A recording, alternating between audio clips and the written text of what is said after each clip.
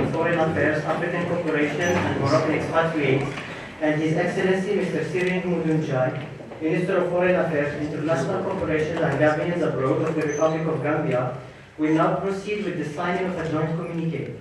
أصحاب المعالي، حضرات السيدات والسادة، يتفضل الآن السيد نصر بوريطة وزير الشؤون الخارجية والتعاون الإفريقي والمغاربة المقيمين بالخارج بالمملكة المغربية، والسيد سيرين مودونجاي وزير الشؤون الخارجية والتعاون الدولي والغامبيين في الخارج لجمهورية غامبيا بالتوقيع على بيان مشترك.